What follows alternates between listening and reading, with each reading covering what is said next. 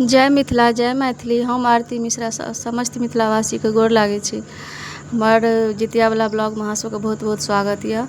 देख सकै छी हम जितियाके पूजा केलहुँ हँ और जितियाके दिन हमर केना बीतल से हम एहि ब्लॉगमे अहाँ सबके बताबै छी।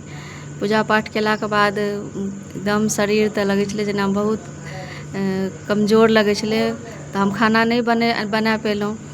तऽ हमर खाना बाहरेसँ हिनका कहलिए ऑर्डर कए दियौ, तऽ ई जोमैटोसँ बाहरेसँ ऑर्डर कए देलखिन खाना। तऽ खानामे एकरा सबके पनीरे टा नीक लागै छै। देख सकै छियै हमर बौआके कतेक मनसँ खाइ छै एकदम।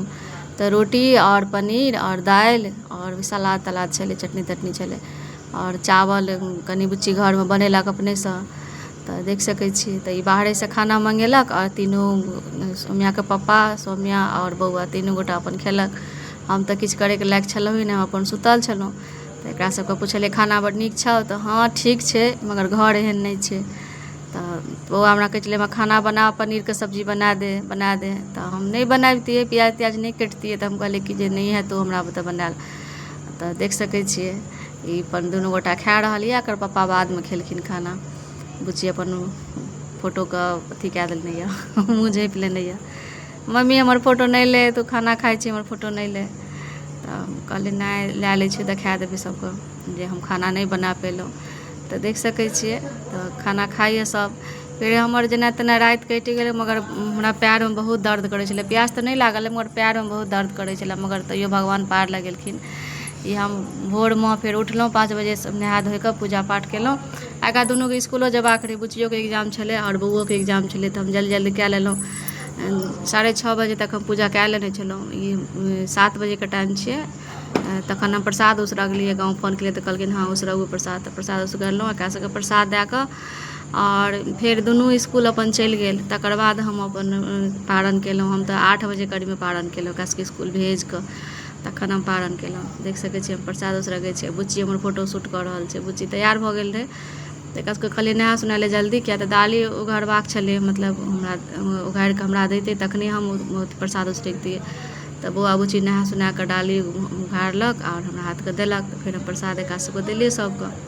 और एहिमे उसरगि भगवान 5ठमा जिमुतवाहन भगवानके नामसँ आ 2ठमा चिल्होर सियारके नामसँ खीरा औंकरी चीनी अक्षत ई सब दए कऽ प्रसाद उसरगलहुँ हम।